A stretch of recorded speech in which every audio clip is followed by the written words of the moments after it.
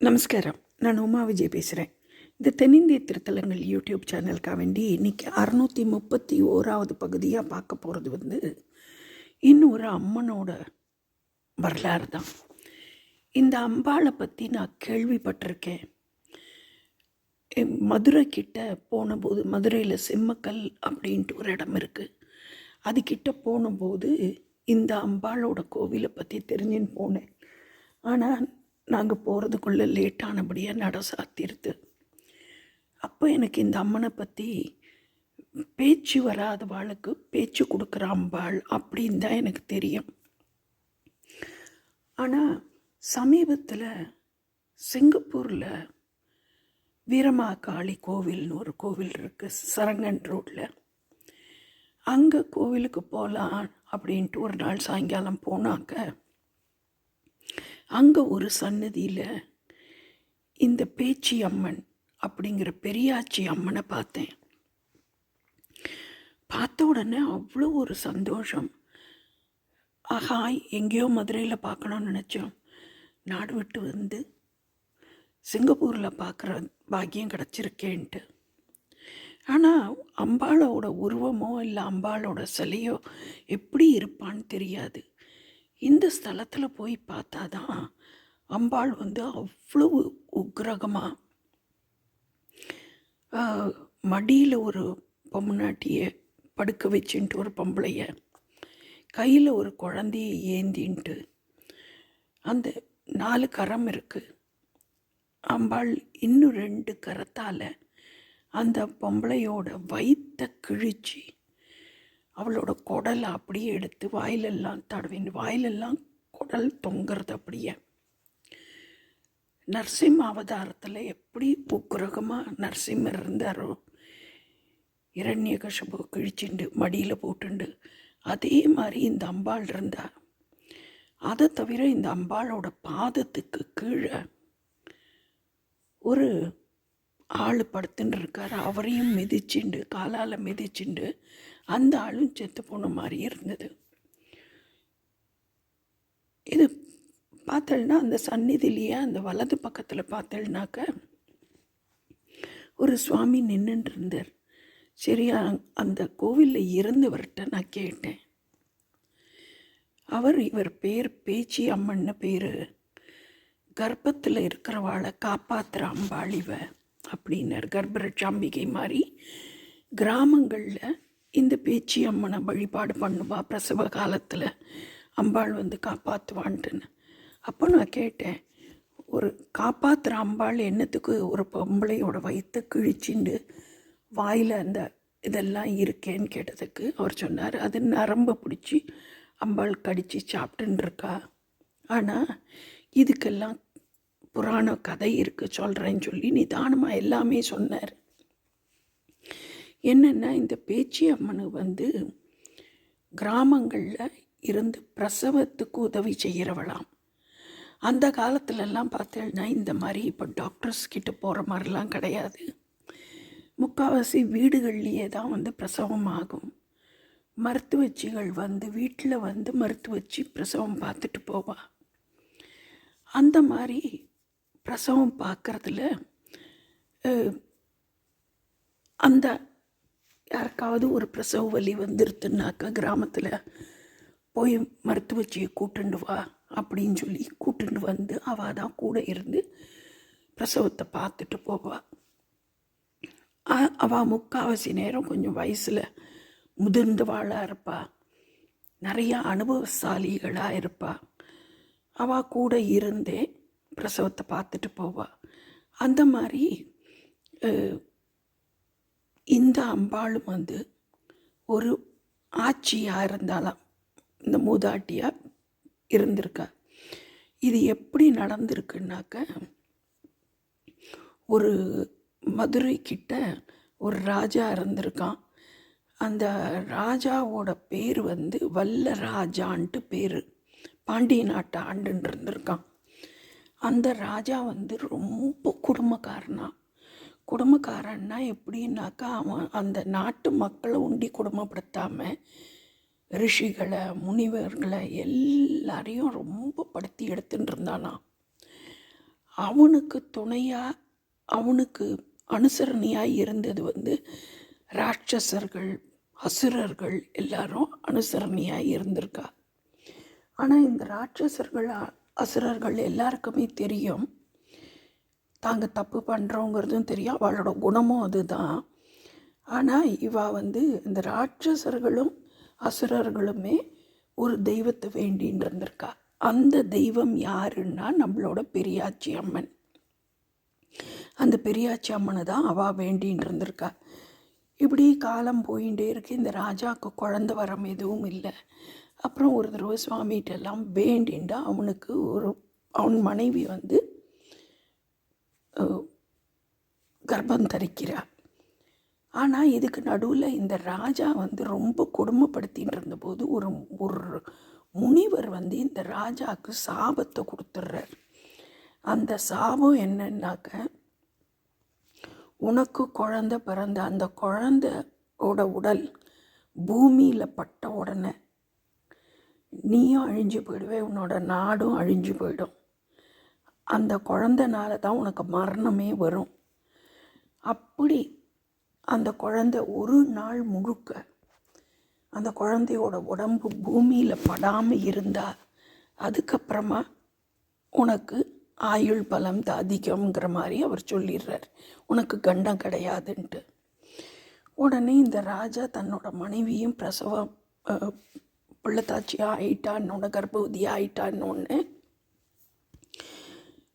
ராஜா இந்த குழந்தை பூமியில் படக்கூடாது, பிறந்தாலும் பூமியில் படக்கூடாதுன்னு சொல்லிட்டு ரொம்ப மனசில் அந்த இதுக்கு கவலை அவனுக்கு இருந்துகிட்டே இருந்தது.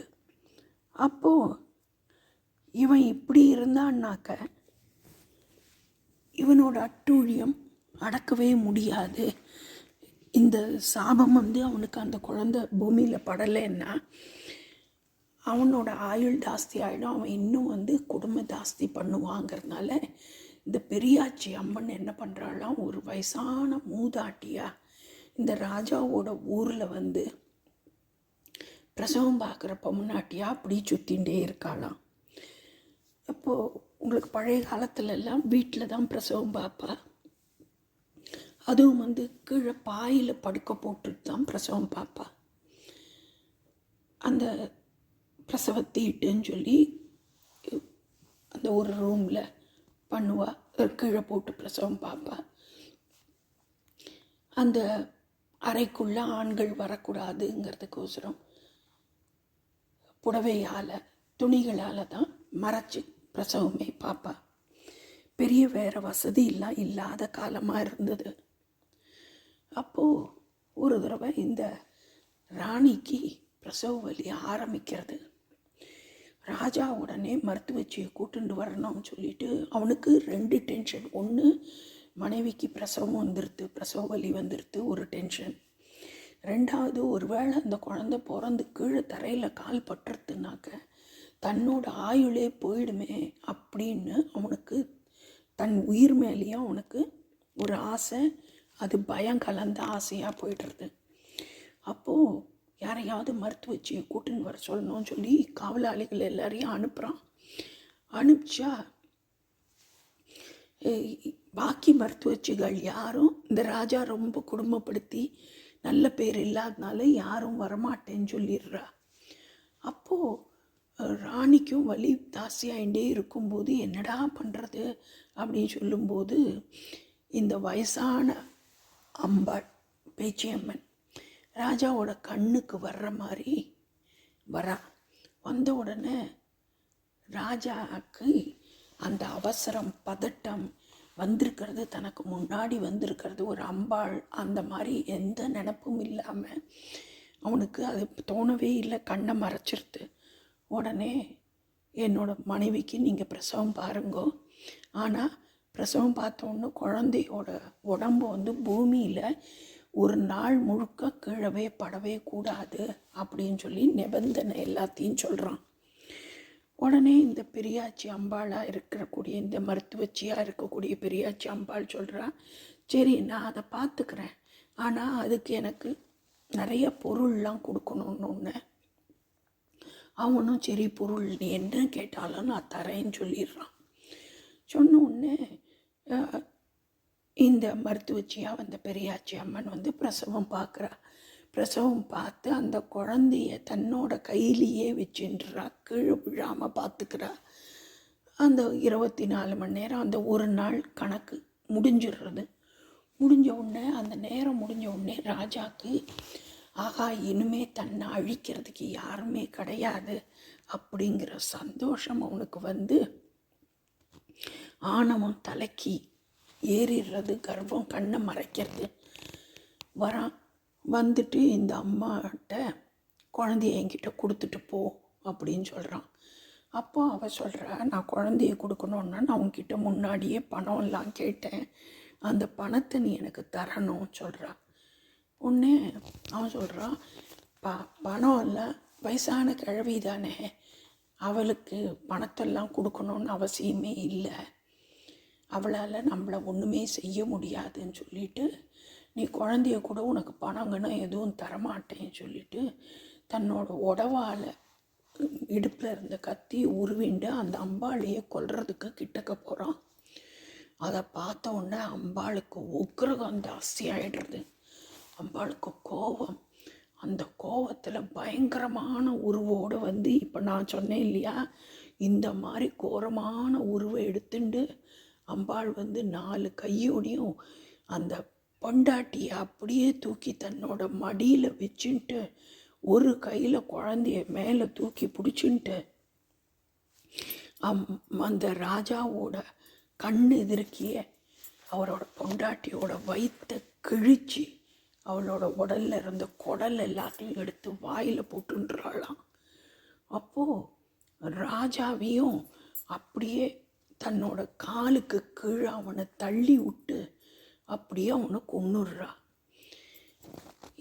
இந்த ராஜாவோட காவலாளிகள், அரண்மனையில் இருக்கிற அவரோட காவலாளி எல்லாரும், யாராது இந்த பொம்னாட்டி வயசான கிழவி இப்படி ஒரு மாதிரி இப்படி பண்ணுறாளேன்னு சொல்லிட்டு இவளை துரத்திண்டு வரா. இந்த மருத்துவச்சியை தாக்கணுன்ட்டு வரா. ஆனால் என்ன ஆயிடுறதுன்னா, இந்த ராட்சசர்கள்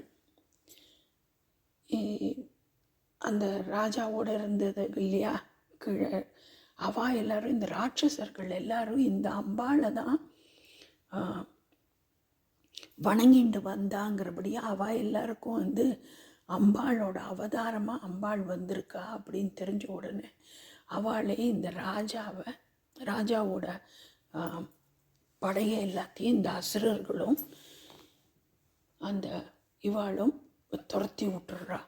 துரத்தி விட்டோடனே இந்த ராஜாவோட அந்த கெட்டபடியாக, அதாவது கொடுங்கோல் ஆட்சியாக பண்ணிகிட்டு இருந்தான், அந்த ஆட்சி ஒரு முடிவுக்கு வந்துடுறது. அப்புறமா அம்பாள் கிட்ட எல்லாரும் வேண்டிக்கிறா, சாந்தமாக போயிடுமா அப்படின்னு சொல்லி வேண்டிக்கிறா. உடனே அந்த அம்பாள் வந்து காளியாக இருந்து சொல்கிறாளாம், நானே ஊர்களில் பேச்சி அம்மனாக இருப்பேன், நான் தான் காளியோட அவதாரம், என்னை யார் வந்து நம்பி வணங்கி பூஜை பண்ணுறாளோ அவள் வீடுகளில் இருக்கிற கர்ப்பிணி பெண்களுக்கு சுகப்பிரசவத்துக்கு என்ன வேண்டிண்டா நான் கண்டிப்பாக உதவி செய்வேன், அவளோட குழந்தைகள் நல்லபடியாக பிறந்து வளரவும் நான் அருள் புரிவேன் அப்படின்னு சொல்லி சொன்னாலாம். இந்த பேச்சி அம்மன் இல்லாட்டி பெரியாச்சி அம்மன்கிறவா நிறைய கிராமத்தில் கிராம தேவதையாக இருந்துட்டுருக்கா அப்படிங்கிறது தெரிய வருது. அதுக்கப்புறமா இந்த அம்பாளோட கதையை பற்றி தெரிஞ்சதுக்கப்புறமா நான் வந்து இந்த வலைப்பூவில் தேடின போது தூத்துக்குடிக்கிட்டேயும் பேச்சி அம்மன் இருக்கா, கோயம்புத்தூர்கிட்டேயும் பேச்சி அம்மன் இருக்கா, சென்னையில் ஒரு பேச்சி அம்மன் இருக்கா, அதுக்கப்புறமா சென்னை பக்கத்தில், அப்புறம் கும்பகோணத்துக்கிட்டேயும் ஒரு பேச்சி அம்மன் இருக்கா அப்படின்னு தெரிஞ்சுட்டேன். இந்த பேச்சி அம்மன் ஆலயத்தில் வந்து குழந்தை பிறந்ததுக்கப்புறமா தொட்டிலில் போட்டு பேர் வைக்கிறதுக்கு முன்னாடியே இந்த அம்பாள்கிட்ட கொண்டு வந்து இந்த அம்பாள்கிட்ட ஆசீர்வாதம் வாங்கிட்டு போய் அம்பாளோட சந்நிதியில் குழந்தைய கீழே போட்டு அம்பாளோட அனுகிரகத்தோடு போயிட்டு அதுக்கப்புறமா பேர் வைக்கிற பழக்கமும் இருந்துருக்கு சில இடத்துல. அப்புறம் சில பேர் இந்த அம்பாளை வந்து மாரியம்மனோட அவதாரமாகவே நினச்சின்னு இருக்கா அப்படின்னு சொல்லிட்டு இந்த அம்பாளுக்கு பக்கத்துலேயே இந்த அம்பாளுக்கு காவலாகவே கற்பண்ண சுவாமி அங்கேயே இருப்பார் அப்படிங்கிறதும் தெரிய வந்தது. யாருக்கெல்லாம் குடும்பத்தில் பிரசவம் வரணுங்கிறது மட்டும் இல்லை, ஒரு சக்தி வாய்ந்த ஆனால் கருணை நிறைந்த ஒரு அம்பாள் நம்ம குலத்தை காக்கணும், நம்ம குழந்தைகளை காக்கணும்னு நினைக்கிறவா. அதே மாதிரி அந்த மதுரை கிட்ட இருந்த கோவிலில் நான் முன்னாடி சொன்ன பிரகாரம் பேச்சில் குறைபாடு இருந்தாலும் போய் தரிசிக்க வேண்டிய ஸ்தலம் வந்து இந்த பேச்சி அம்மன் கோவில் அப்படிங்கிறது தெரிஞ்சுட்டேன். இந்த பதிவு பிடிச்சிருந்ததுன்னா லைக் பண்ணுங்க, கமெண்ட் பண்ணுங்க, ஷேர் பண்ணுங்க. நமஸ்காரம்.